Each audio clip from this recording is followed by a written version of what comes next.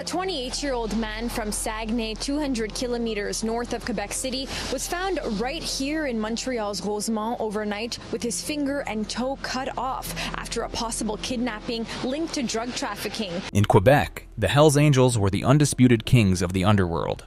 In the mid-2020, a young kingpin named Dave Pic Turmel refused to pay their tax, igniting a war of torture, amputation, and fire.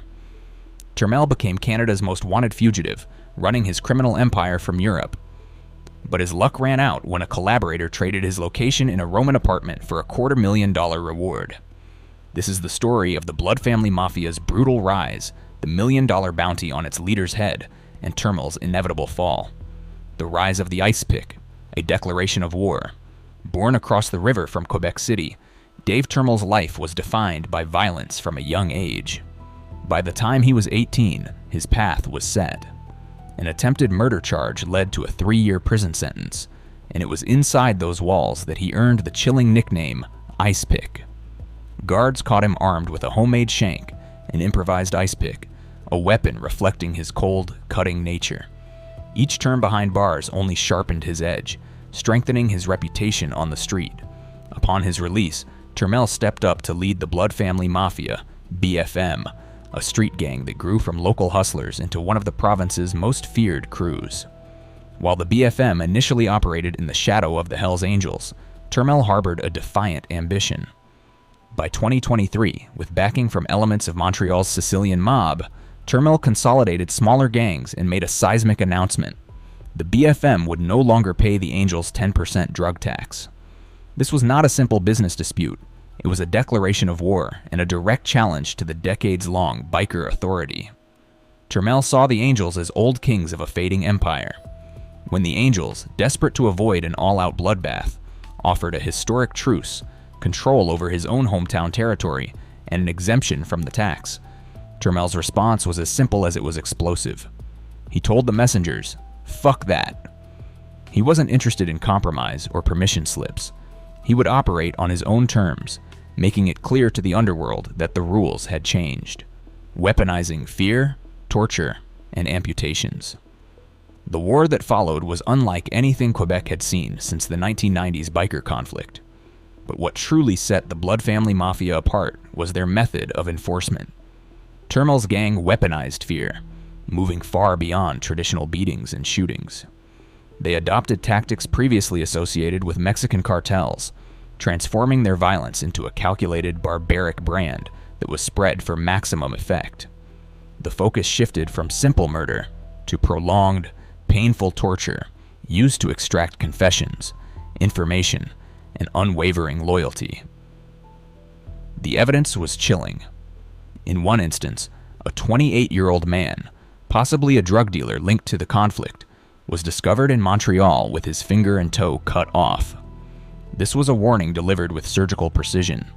Investigators and media reports detailed a reign of terror that included victims being kidnapped and tortured over a night of horror. These weren't random acts, they were calculated spectacles. Videos, horrifyingly, began circulating online, documenting the brutality used by BFM enforcers. Victims were shown being mutilated with knives and blowtorches. They had their ears cut off, their feet burned, and some were subjected to waterboarding, a form of suffocation, multiple times. The goal was to force the victim to blame the Hells Angels for their suffering, twisting the narrative of who was in control. The BFM's commitment to extreme violence had a profound effect. Seasoned members of the Hells Angels, men who had survived previous wars, privately admitted to police that they feared for the safety of their own families.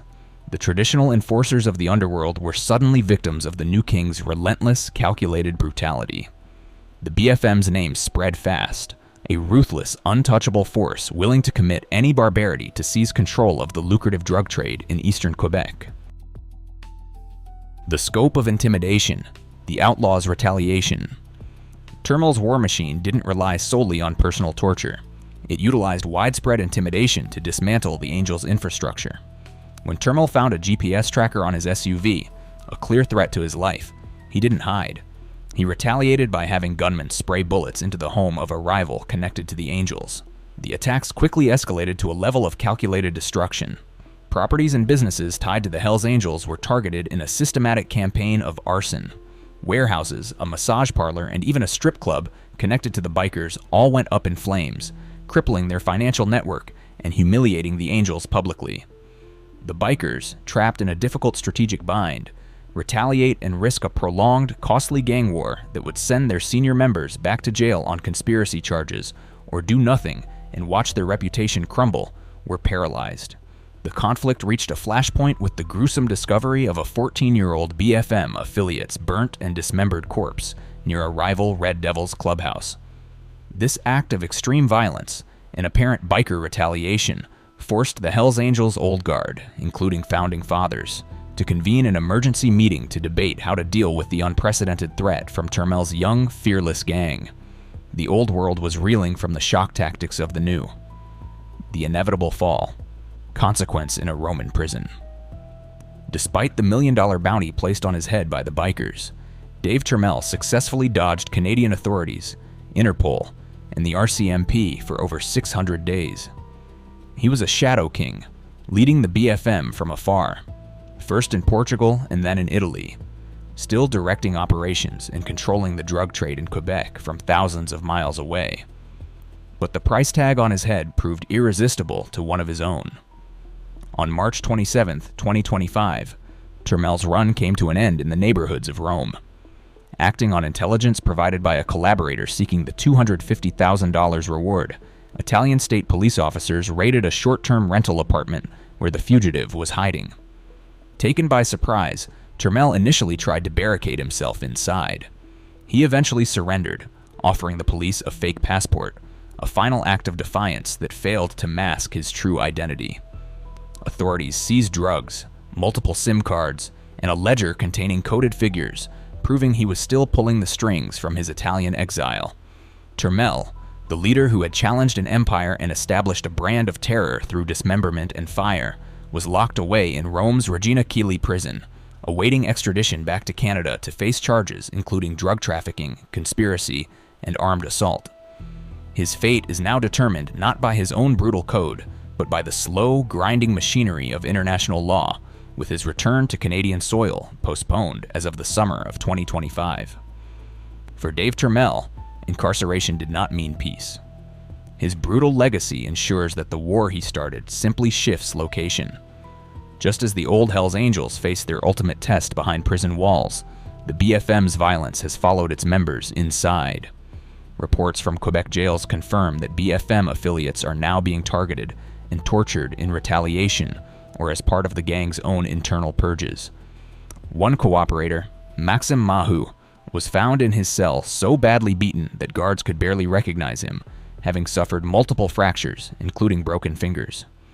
Another associate, rapper James Celestine, was stabbed at least 10 times with a homemade blade, a brutal score settled in a prison yard. Dave Turmel proved that a young, fearless leader could stand up to the most entrenched criminal organization in Canada. But his story serves as the ultimate paradox of outlaw power. The defiance that earned him control and the brutality that solidified his rule are the very forces that define his confinement. He built an empire on fear, and now that fear has turned on his own people, creating a cycle of violence that spirals ever downward, even behind the thick steel of a cell door. The war Turmel started has no end, only new battlefields. If you want to dig deeper into the Hells Angels versus BFM war, or the ongoing legal battles facing Turmel, please let me know in the comments. Thank you for watching. If you found this story informative, please like this video, share it with others, and subscribe to the channel for more true crime stories. Don't forget to hit the notification bell.